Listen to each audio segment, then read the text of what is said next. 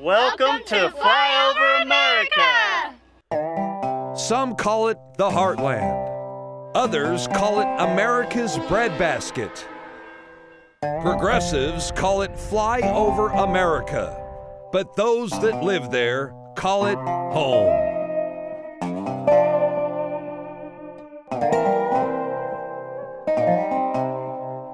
We're on our way right now to meet with a farmer out here in Nelson, Missouri. And if you were to close your eyes and stick your finger in the middle of America, you would most likely find Nelson, Missouri. We're going to talk to this farmer who used to grow conventionally and chose to switch to grow organic produce. And we're going to be asking him why he decided to do that. And I also heard from a little bird that he may also be a Donald Trump supporter. So let's go and talk to him. Nice to meet you. Absolutely. Yeah. We live here in central Missouri. We're organic row crop farmers and raise a few horses as well, or have a few horses to play with in the kids show. And you know, we got involved in organics for a couple of reasons. One reason, when the kids were babies, they had some health challenges, was in the hospital a lot.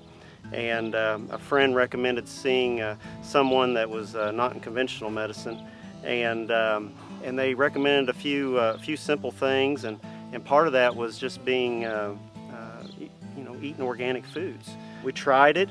I'd say what, 30, 60 days? She said give me 30 days and you'll see a big difference. So we took the leap of faith and took the 30 days, and just in 2 weeks we saw a huge difference. So we went ahead and finished our 30 days out and knew that we just needed to make some permanent changes. And it was a matter of simple changes, cutting certain things out of our diet that we were eating that we didn't realize weren't the best for the betterment of our health, and including organic foods and trying to get as much chemicals out of our foods as possible. Yeah.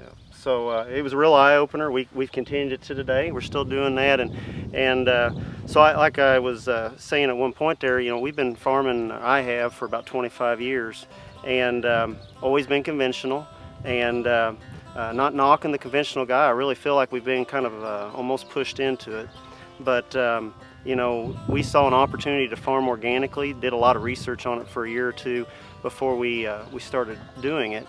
And then we transitioned the acres we have to organic, plus we found some additional acres that we could take straight to organic. And this is our third year doing it. Had a lot of fun, had a lot of hard lessons to learn, but at the end of the day, we're real happy and pleased with what we've accomplished so far. This year we raised soybeans and peas, dry field peas. The crops we're raising now are food grade. A lot of organics go to feed grade, to feed animals just like this, and chickens and such. We're in the food market, and the processors that we sell to will take that and turn it into a powder and put that directly into the foods we eat every day. Anything from all the way down to candy bars to protein shakes and health foods, a lot of things with plant-based protein. The price per bushel is higher than conventional.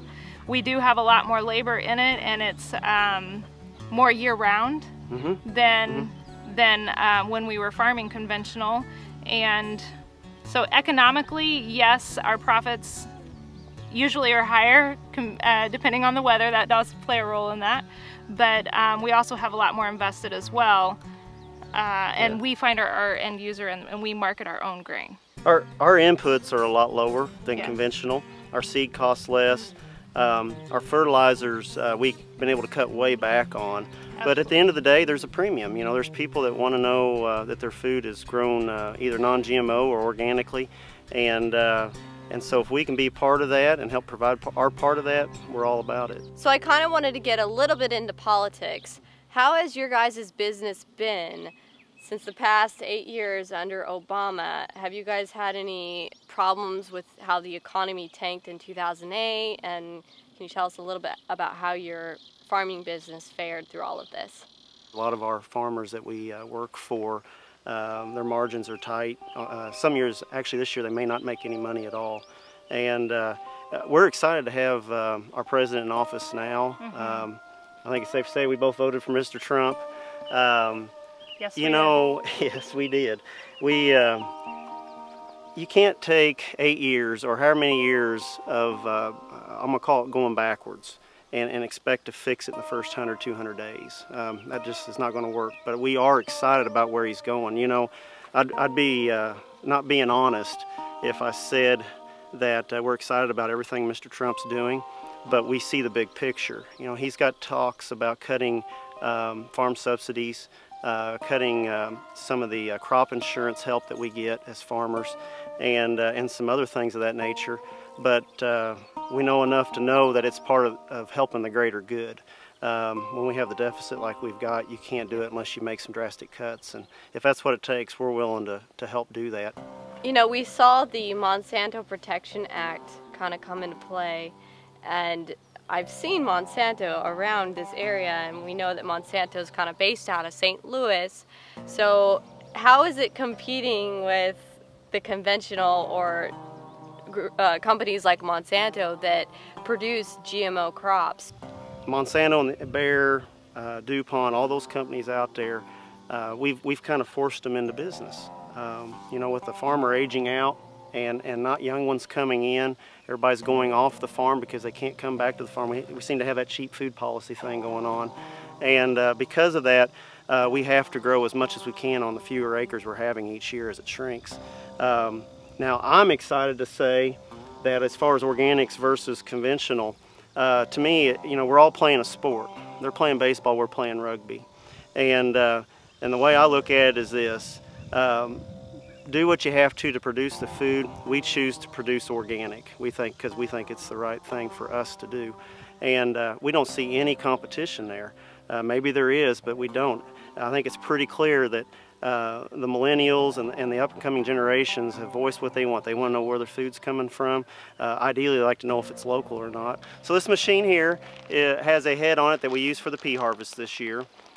We take another machine and lay the peas in a windrow when they're a little green yet, let them dry that way, and then we run the combine through them, or run them through the combine where they're separated and cleaned, and then we take those peas and haul them to the bin on the farm where we store them until they're ready for the food processor. This is our crop sprayer, and what this does is sprays our fertilizers on over the leaves. We do a lot of foliar feeding with compost tea, and it goes down through the rows and sprays the crops to give them their fertilizer. Part of our circle, we have some good friends that are Mennonite, and when we were checking out Infowars, we hadn't, you know, I told you I hadn't heard of it, and so I was talking to them yesterday, and a lot of my friends, believe it or not, hadn't heard of Infowars, but I called a Mennonite buddy of mine, and I said, have you heard of Infowars? He said, Alex Jones, Infowars? And I said, yeah. Well, yeah, he's a Trump supporter, and he's a patriot. And organic, they support organic. Big in organics. And I said, you're kidding me. I had to call my Dutchman friend, the Mennonite, who you know, doesn't have the conveniences of the internet like we do. And I'll tell you what he does. He's texted me the phone number for Alex Jones's call-in where he can listen to the radio show, and they listen to that diligently. Hey, J-Rod. Hey, you want to smile? Can you smile? I told you to work on that smile. We're usually up at 5 or 6 in the morning to practice before the hot weather, and they take lessons as well, but that's what they love, and it's a passion for them. So, and all of us actually as well. That probably does so much for kids developmentally, having to have the responsibility of taking care of another animal, especially an animal as big and that has so many needs and maintenance needs. So I'm sure that's a really cool growing experience, bonding and everything like that. I think you nailed it, yeah. This week we're going to the Missouri State Fair Horse Show. Okay, this is Walker. This is Cord.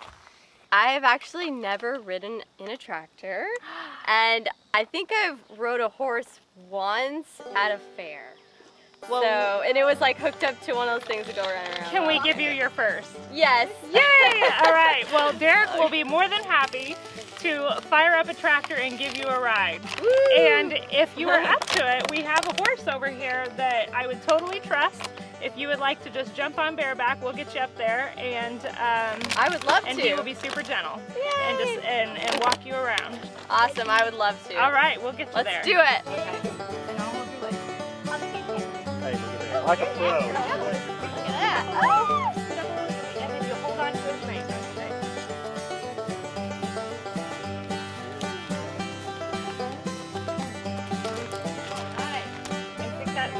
slide down. Perfect, just like that.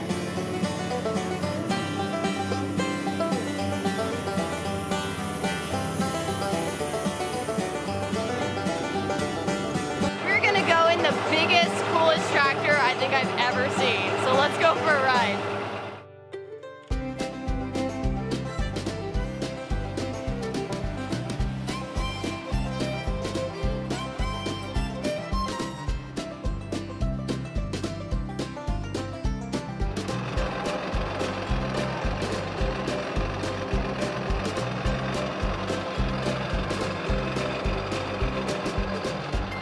This is his crop right here, organic, and these are the GMO. We noticed a couple weeks ago when they were aerial applying some chemical that we had some beans on our side. Not a very big area at all, almost not enough to worry about, but we saw where the beans had some damage, and we attribute that, we think, to the overspray from the plane coming across the road. Okay, so here's our soybeans. And of course, it's not uncommon to see some weeds, but you'll see the leaves. Everything looks good, nice leaves, nice plant. And and you can just kind of pan over here and see how these beans are smaller, and see how they're rolled up like they are. We attribute that to some overspray from across the road, and it's just one place through here. And if you just follow it right through here and on down. Wow, so this is what normal organic plants look like when they've been sprayed with chemicals like Roundup, whereas you can see the organic fields, and this one happens to be corn, and they're fine, they're beaming, they're soaking up those chemicals just fine. That's right. I mean, they're bred to handle it, and these aren't. These are not made to handle your sprays like Roundup. Yes. But it's interesting because when you would see a plant like this, and you know, you wouldn't necessarily want to eat off of it or be able to eat off of it, so it's kind of the natural balance in nature, like, okay, this has chemicals on it, therefore probably shouldn't be eaten. Well, that's right, and actually part of our organic guidelines is that if we ever do see overspray, that obviously we do not harvest it as organic. So we'll actually section this off. It's kind of a shame, but we'll section it off and harvest it separately and take it to the regular elevator rather than selling it as organic. Have you heard of any stories of adverse effects that might be attributed to some of the heavy chemicals that are being sprayed on conventional crops? Probably what comes to mind first for me is a cousin of mine and my dad's as well. He sprayed crops with chemicals, and at one time had gotten sprayed with some chemical on his arm and got a bad burn. And several years later, therefore, he came down with cancer, and it's just always kind of been a question in the family if there was a direct lineage between the chemical and the burn on his arm. And so that's just always been a question of many people in the community as well. Because that's where he got the cancer? He got the cancer exactly where he got burned with the chemical on his arm. Yeah. Wow.